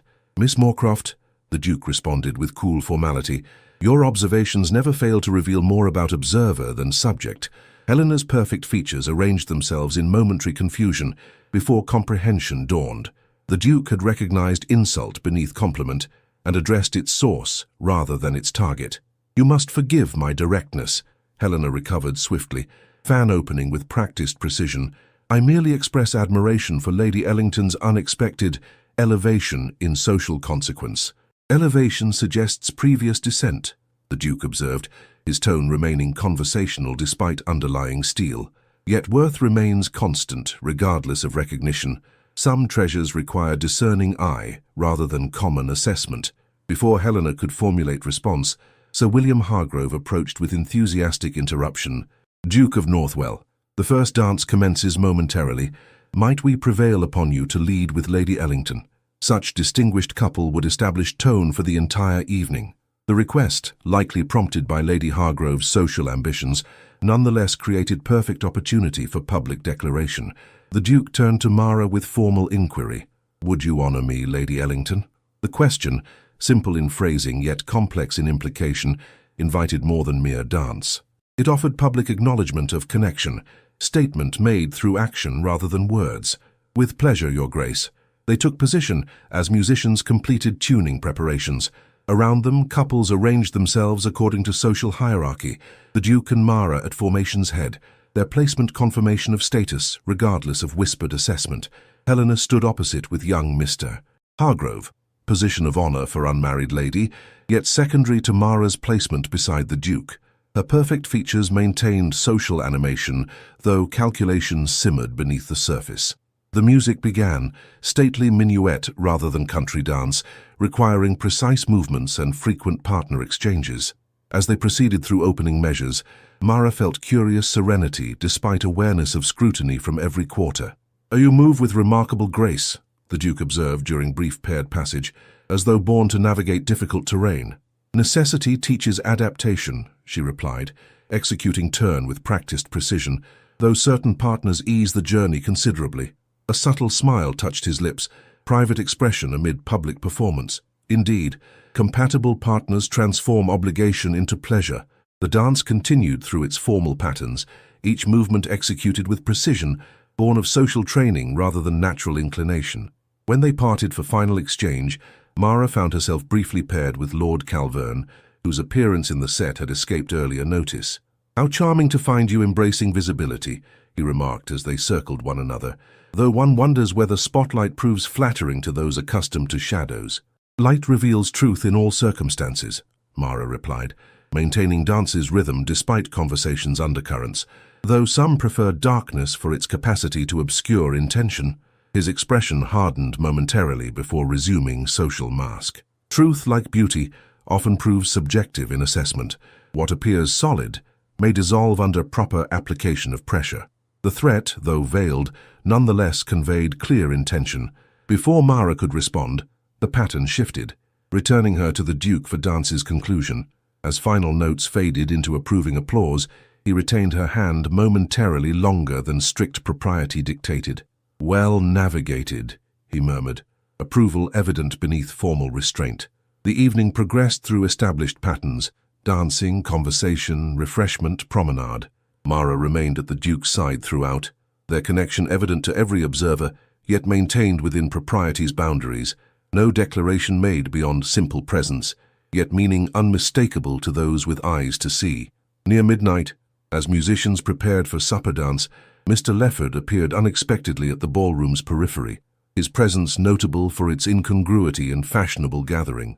He caught the Duke's attention with subtle gesture, urgency evident in his manner, despite attempt at inconspicuous communication. "If you will excuse me," the Duke murmured to Mara, "a matter requires brief attention." She watched as the men conferred in quiet corner, Lefford's expression grave as he delivered message beyond her hearing. The Duke's features remained composed, though something in his posture suggested increasing tension as conversation progressed. He returned moments later, controlled urgency beneath his calm exterior. "I apologize, Lady Ellington, but unexpected development at Northwell requires immediate attention."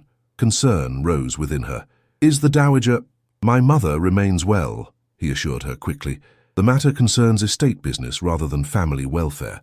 I must return directly, though I shall arrange alternative transportation to ensure your evening continues undisturbed." "Nonsense," she replied without hesitation. "I shall accompany you back to Northwell and proceed to Briarwood from there." Relief crossed his features briefly, before resuming public composure. "You are most understanding. Our departure will undoubtedly provide conversational sustenance for weeks to come." "Let them feast," Mara replied with unexpected lightness. "Their hunger reveals more about their appetite than our substance." They made required farewells to Sir William and Lady Hargrove, offering legitimate though unspecified estate emergency as explanation for early departure. Their exit, observed by every eye in attendance, nonetheless occurred with dignity rather than dramatic haste. Once settled within the carriage, winter chill requiring additional blankets, despite spring's official arrival, the Duke's formal reserve partially dissolved. "Forgive the abrupt extraction," he began, "though I confess relief at legitimate escape from continued performance. The emergency at Northwell, is it genuine or convenient fabrication?" His expression darkened. "Entirely genuine, I fear. Lefford received word that fire has broken out in the East Wing, deliberately set according to initial report." Alarm coursed through her. "Deliberate? Surely not. The library," he continued, confirming her unspoken fear. "Origin point precisely where most damage might result to irreplaceable volumes. Not random accident, but calculated destruction." Comprehension dawned with sickening clarity. "Lord Calvern." "So it appears." The Duke's expression revealed steel beneath aristocratic composure, though proving such connection presents significant challenge. "He remained at the assembly when we departed," Mara observed. "Perfect alibi established through public observation. While his instrument executed purpose elsewhere." The Duke's hands tightened momentarily. "Mr. Silas Crowe departed Hargrove Hall approximately 1 hour before Lefford received word of the fire." The carriage accelerated through darkness, hooves striking packed earth with increased urgency. Mara gazed through window at star-scattered sky, mind traversing implications of this escalation. "He targets what you value," she said quietly. First through whispered insinuation regarding personal connection, now through physical destruction of scholarly collection. Not merely scholarly collection. The Duke's voice lowered, despite privacy of their conveyance. "The library contains estate records, family documents, legal papers, evidence that might prove inconvenient to certain aspirations."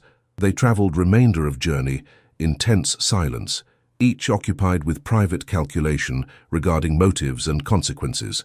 As they crested final hill before Northwell, orange glow became visible against night sky, confirmation of report's accuracy and situation's gravity.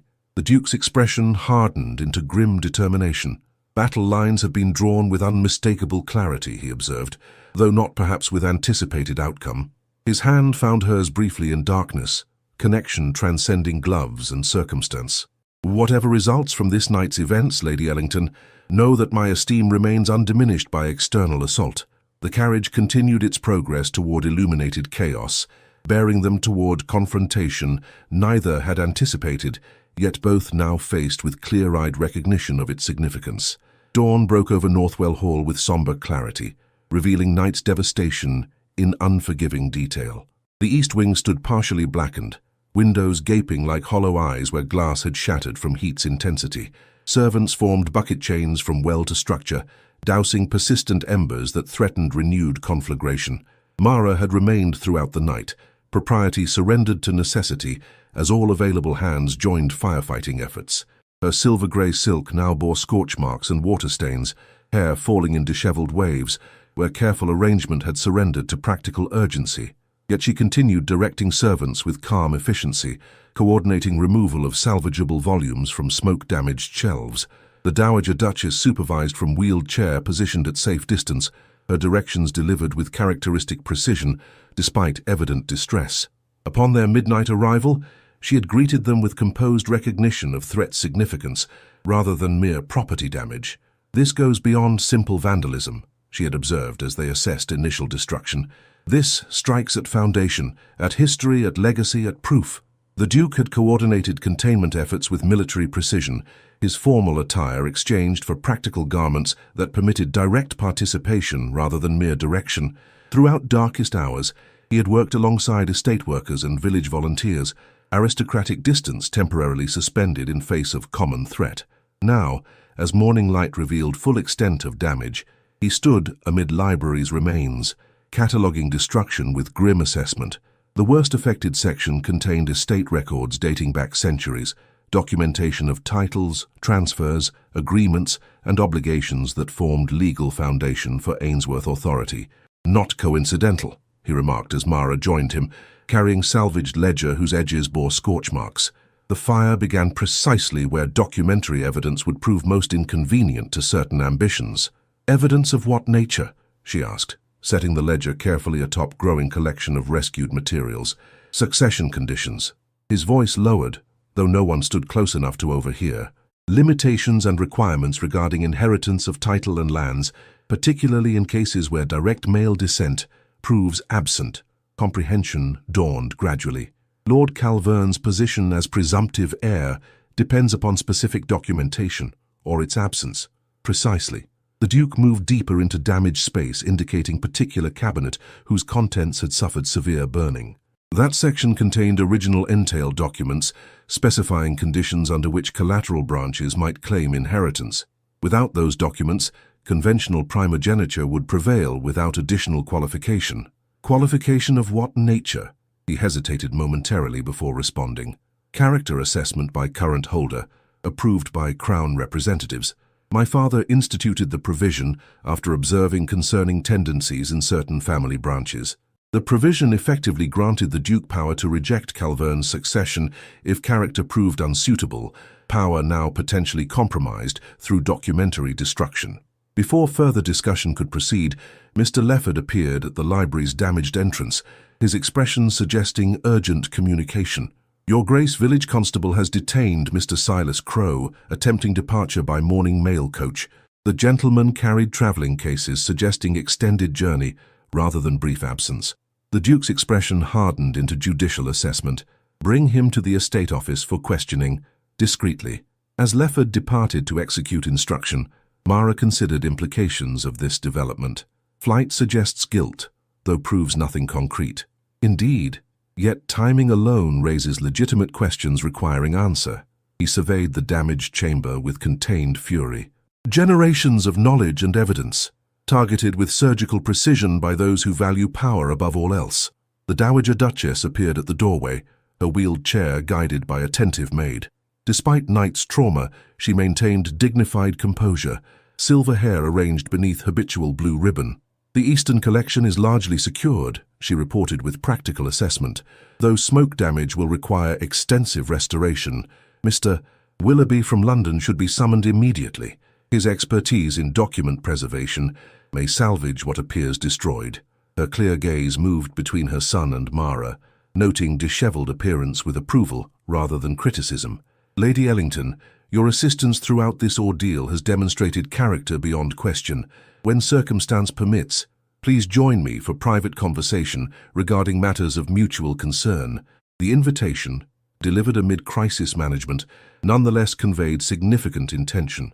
Mara acknowledged it with respectful acceptance before returning to salvage operations as the Dowager was wheeled toward undamaged sections requiring assessment. By midday, initial emergency had resolved into organized recovery.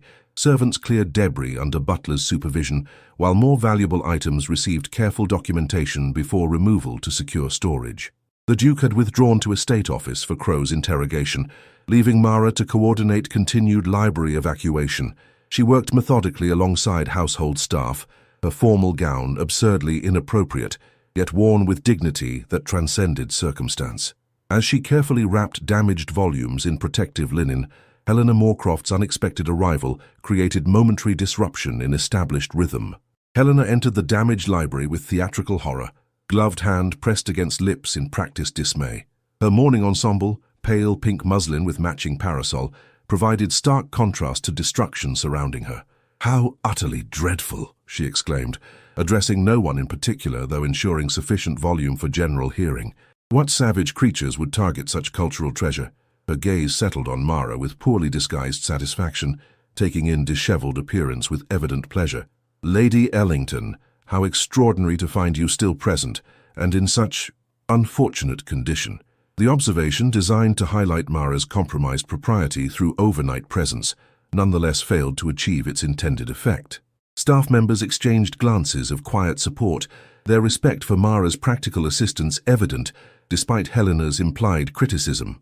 "Miss Moorcroft," Mara acknowledged, without pausing her careful wrapping of damaged volume, "how thoughtful of you to call during recovery efforts. Have you come to assist?" The question, reasonable given circumstances, nonetheless created evident discomfort. Helena's perfect features arranged themselves in regretful declination.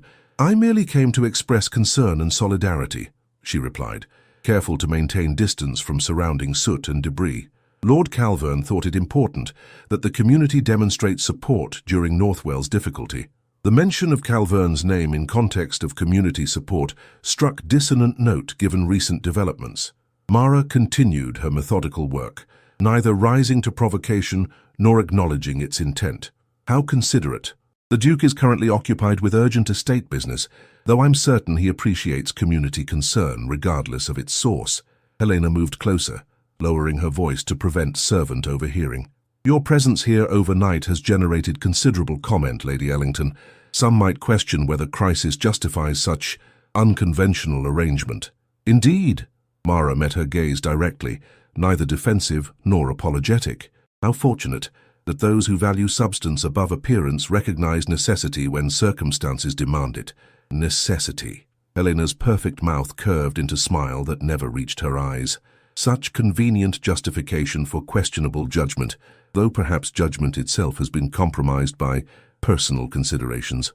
Before Mara could respond, the library door opened to admit the Duke, his expression shifting from preoccupation to controlled displeasure upon noting Helena's presence. Miss Moorcroft, he acknowledged with minimal courtesy. Your concern for Northwell's tragedy arrives with remarkable swiftness. News travels quickly when misfortune strikes distinguished household, Helena replied, composure momentarily faltering beneath his cool assessment. Lord Calvern felt immediate expression of sympathy, most appropriate under these distressing circumstances. Indeed, how curious that his concern manifests through proxy rather than personal appearance. The Duke's tone remained conversational, despite underlying steel. One might almost suspect reluctance to face direct questioning regarding his whereabouts during crucial hours. Color drained from Helena's perfect features, calculation evident in her swift recovery. Lord Calvern was at Hargrove Hall throughout the evening, as you yourself observed before your precipitous departure with Lady Ellington. Precisely. His presence established with incontrovertible evidence, while his interests were advanced by proxy elsewhere. The Duke moved to Mara's side with deliberate intention, a strategy employed since antiquity by those who prefer manipulation to direct confrontation. Helena's composure visibly faltered, fan opening with nervous energy rather than practiced grace. I'm sure I don't understand your implication, Your Grace. Lord Calvern expressed nothing but distress upon learning of Northwell's misfortune. I imagine his distress proves considerable, the Duke agreed with dangerous mildness, though perhaps not for reasons expressed in public declaration. He turned to Mara with softer expression. Lady Ellington, the Dowager has requested your presence when convenience permits. I believe current efforts have achieved sufficient organization to allow brief respite. The dismissal of Helena's presence through this redirection could not have been clearer had it been explicitly stated. She recognized defeat in this engagement, though determination remained evident beneath momentary retreat. I shall convey your sentiments to Lord Calvern, she announced, with attempt at dignified withdrawal, along with observations regarding certain arrangements that transcend conventional propriety. The implied threat to spread awareness of Mara's overnight presence at Northwell hung in air between them. The Duke's expression hardened momentarily before resuming aristocratic detachment. Please do convey complete and accurate report, Miss Moorcroft, including that Lady Ellington's presence throughout this ordeal has been conducted with my mother's explicit knowledge and approval, and that her assistance proved invaluable to preservation of irreplaceable cultural heritage. His gaze held Helena's with unflinching directness. Also convey that Northwell recognizes true character through actions rather than appearance, a standard that rewards substance over performance. The rebuke, delivered with formal courtesy that nonetheless cut with surgical precision, left Helena momentarily speechless. She recovered with visible effort, executing abbreviated curtsy before departing with what dignity remained available. Once she had gone, the Duke turned to Mara with genuine concern. Forgive the strategic use of your presence, though truth required no embellishment. No forgiveness necessary, she replied, removing protective gloves to reveal hands reddened from hours of careful work. Though, I wonder whether escalation rather than resolution will result from this encounter. Perhaps. His expression suggested grim recognition of battles yet to come, though certain developments may render further maneuvers ineffective. Mr. Crow's interrogation proved productive, sufficiently so to warrant his continued detention by proper authorities. The Duke lowered his voice despite their relative privacy, Financial inducement leaves documentary evidence, particularly when recipient proves insufficiently careful regarding personal correspondence. Hope mingled with caution in Mara's response. Evidence of instructions regarding the fire? Not explicitly stated, yet sufficiently suggestive when combined with physical evidence recovered from his belongings. The Duke's expression remained judicial rather than triumphant. Justice will proceed according to evidence rather than conjecture, regardless of personal conviction. They proceeded toward the main house, where the Dowager awaited in her private sitting room. As they walked, Mara became acutely conscious of her disheveled appearance, formal gown stained and wrinkled, hair escaping remaining pins, hands bearing evidence of practical labor rather than decorative idleness. "Perhaps I should make myself presentable before attending her grace," she suggested, glancing down at ruined silk. The Duke followed her gaze, unexpected warmth suffusing his austere features. "My mother has already observed your condition throughout the night, Lady Ellington. Indeed, I suspect your appearance in its current state will confirm rather than diminish her existing assessment." The observation, delivered with quiet certainty, nonetheless quickened Mara's pulse. What assessment had the Dowager formed, and what confirmation would her disheveled state provide? The question remained unanswered as they approached the sitting room's ornate door. Lady Celestine sat near the window, morning light illuminating her silver hair and blue ribbon with almost symbolic clarity. She turned as they entered, her expression revealing approval despite circumstances' gravity. "Lady Ellington," she began without preliminary social exchange, "I believe current crisis has accelerated certain discussions that might otherwise have proceeded at more conventional pace." The statement, direct and unadorned, suggested conversation of significant import, despite informal setting and inappropriate attire. The Duke positioned himself near the fireplace, neither withdrawing from the exchange nor dominating its direction. "Recent events have clarified certain truths beyond question," the Dowager continued, her clear gaze holding Mara's with quiet intensity. "Among them, the nature of your character and its compatibility with Northwell's requirements." Mara remained silent, uncertain whether response was expected or interruption would prove unwelcome. The Dowager smiled slightly at her composure before continuing. "My son's position demands particular qualities in potential partnership, qualities frequently misunderstood by those who value appearance above substance." Her hands smoothed invisible wrinkle from her dress with practiced precision.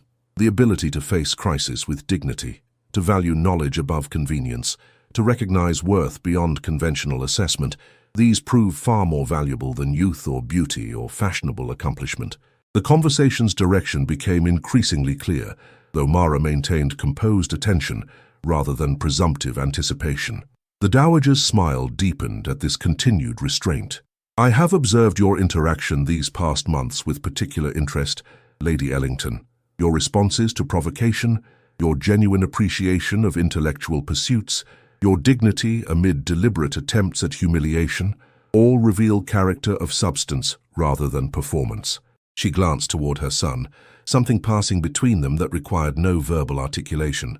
Recent crisis merely confirmed what careful observation had already established. When confronted with genuine need, you acted with practical compassion rather than decorative sympathy. The Duke moved forward, taking position beside his mother's chair.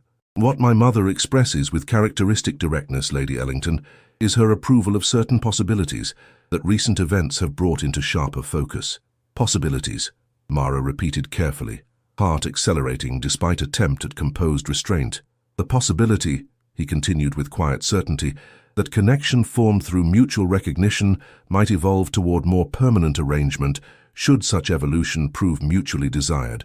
The statement, delivered with formal restraint that nonetheless conveyed genuine emotion beneath its surface, hung in morning air between them.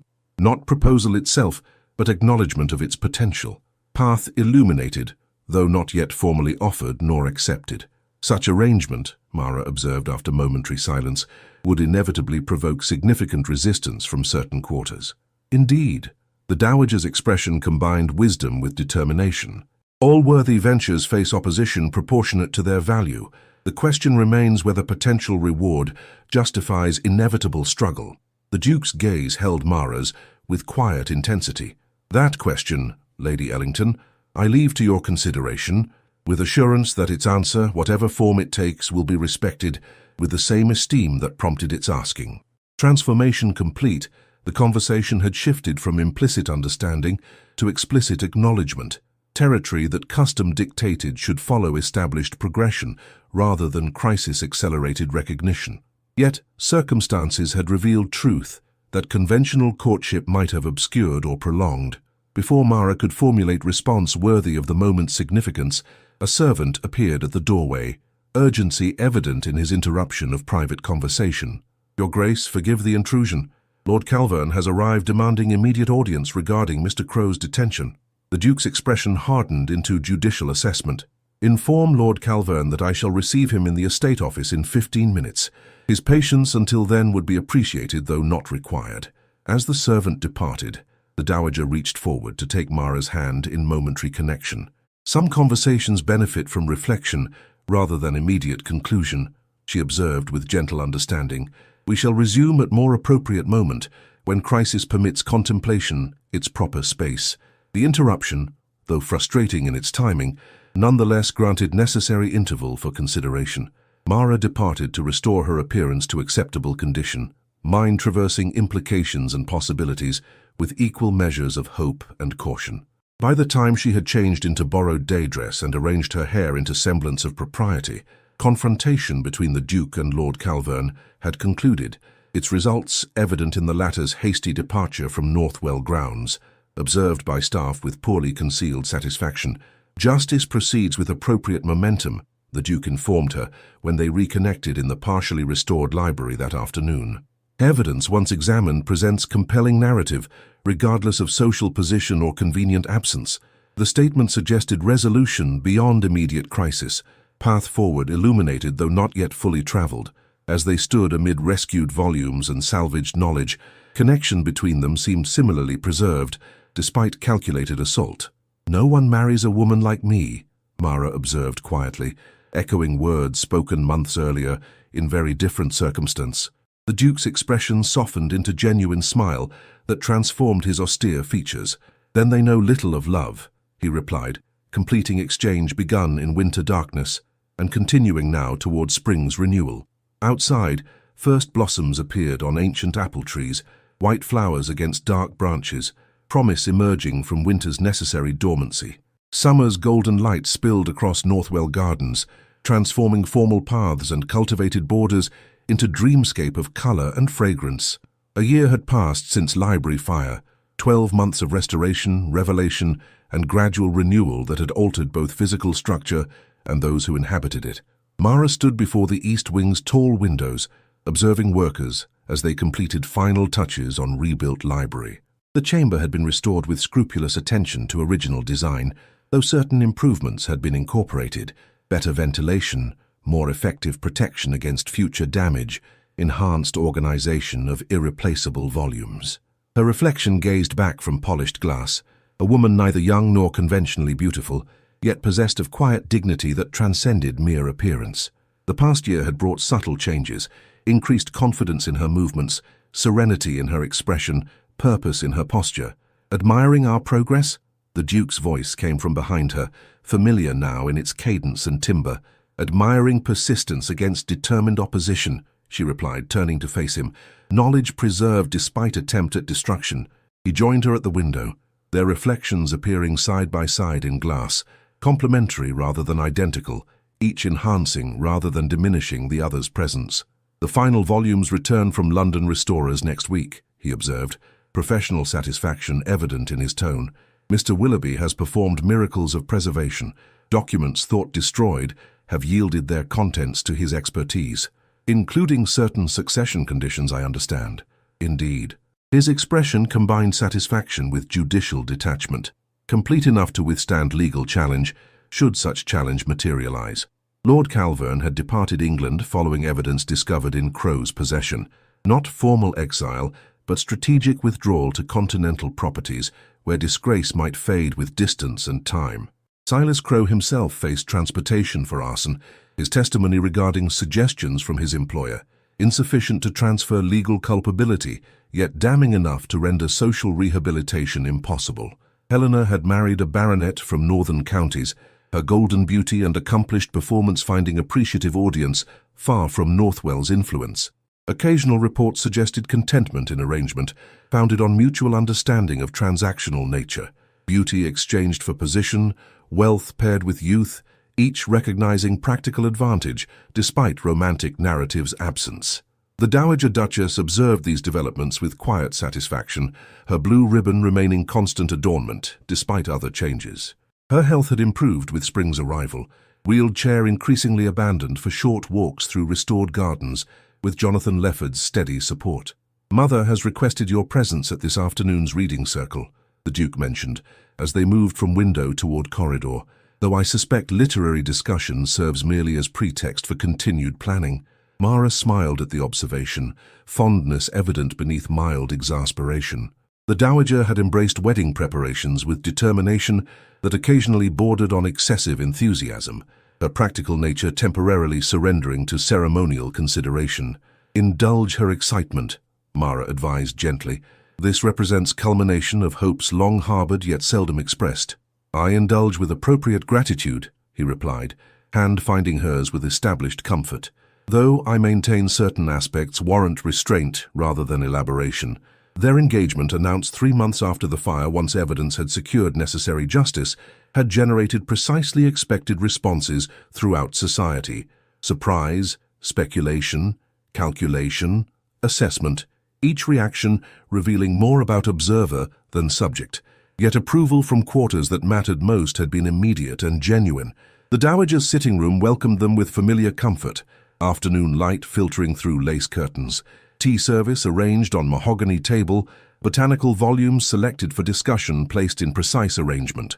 Lady Celestine herself sat in her accustomed chair, blue ribbon bright against silver hair, expression suggesting thoughts beyond immediate circumstance.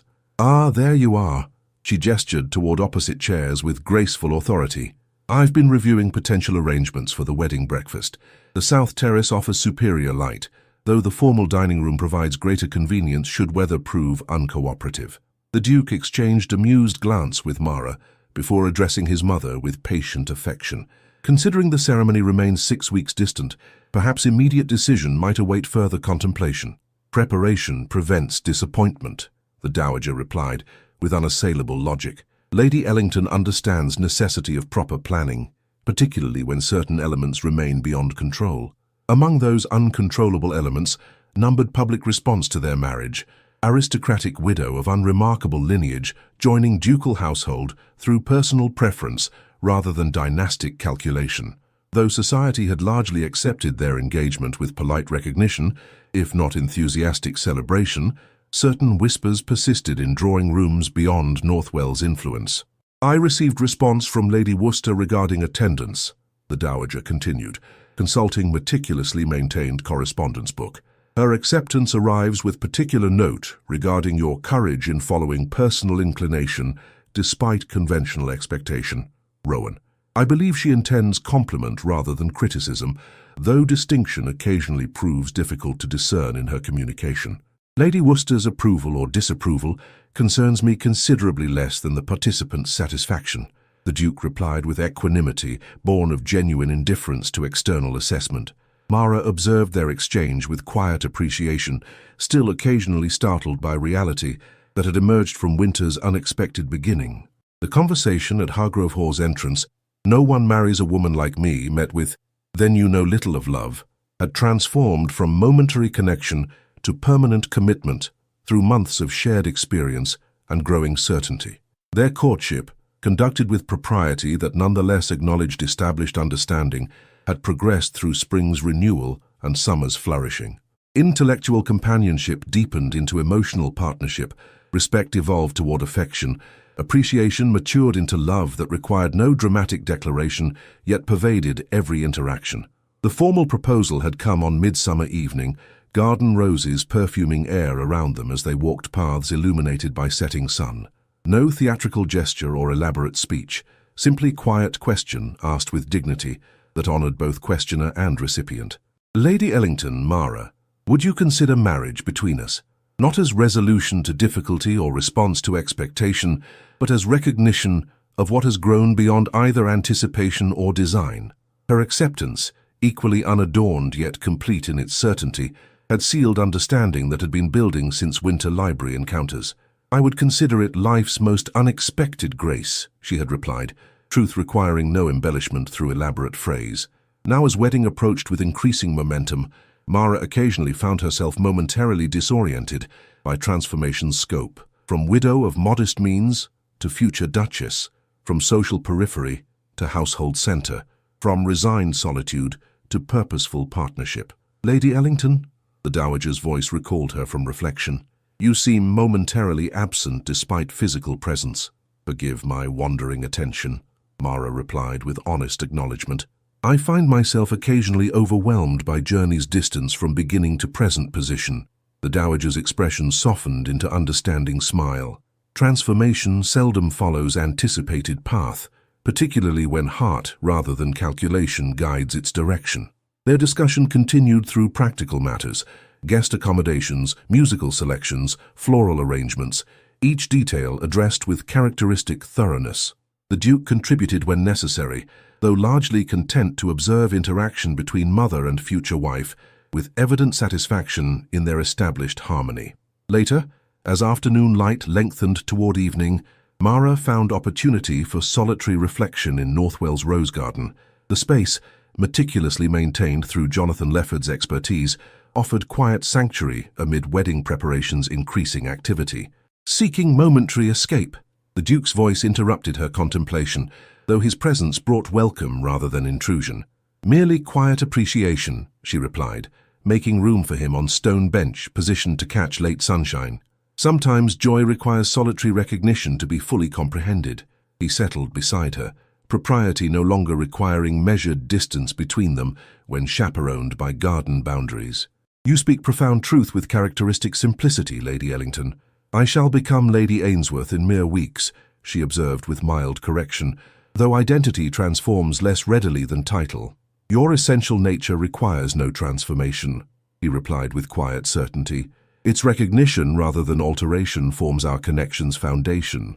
Silence settled between them, comfortable rather than expectant, filled with understanding that required no constant articulation.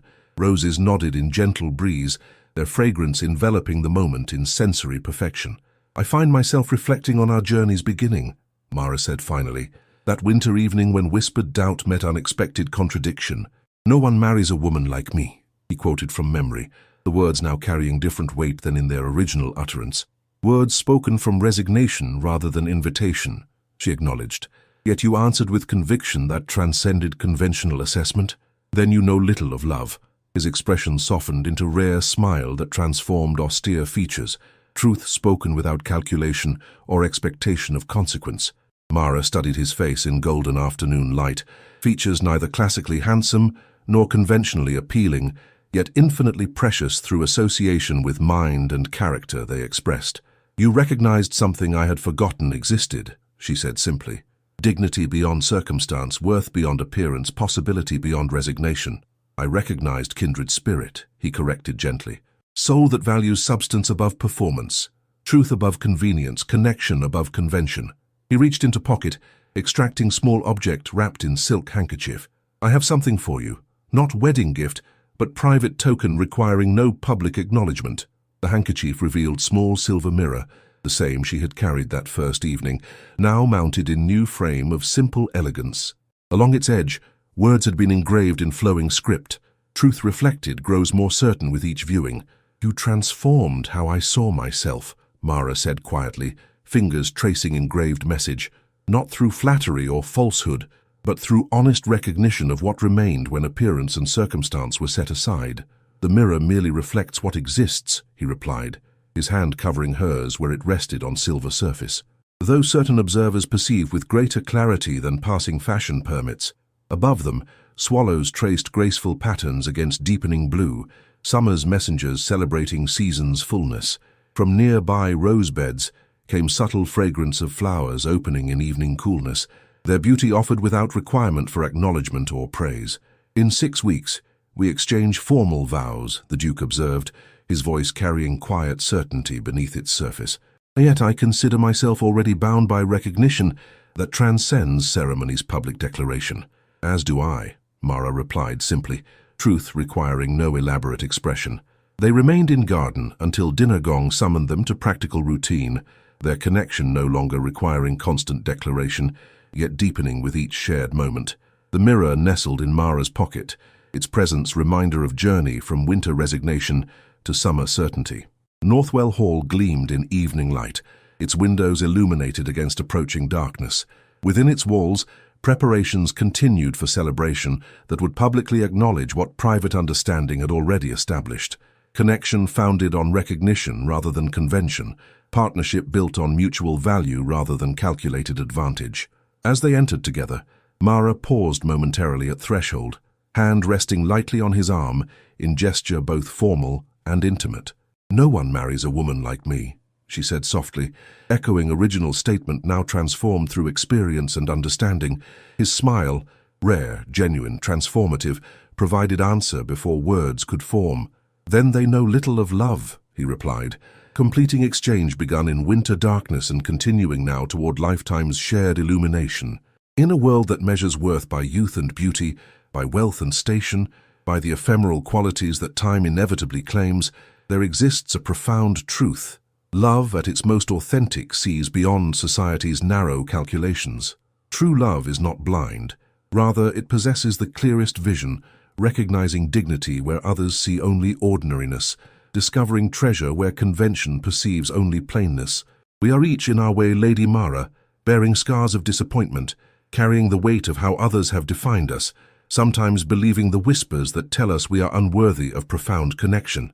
And yet, there exists in this world those rare souls who possess the wisdom to see beyond surface, who understand that character crafted through adversity shines with light more enduring than mere beauty. What transforms us is not finding someone who overlooks our flaws, but someone who recognizes that our perceived imperfections are merely society's myopic judgment, who smiles at our self-doubt and says with quiet certainty, "Then you know little of love." The journey from resignation to redemption begins not when we change ourselves to fit the world's expectations, but when we find the courage to stand in our authentic truth and allow ourselves to be truly seen. For in being seen, fully, completely, without disguise, we discover that we were worthy all along. If this tale of dignified love and quiet redemption touched your heart, please subscribe for more stories that illuminate the soul's journey toward authentic connection. How has someone in your life seen your true worth when you doubted it yourself? Share your experience in the comments below, for in sharing our stories, we help others recognize that they too deserve to be truly seen and deeply loved. Until our next journey together through the landscapes of the heart, with warmest regards, Victorian Romance Audio Stories.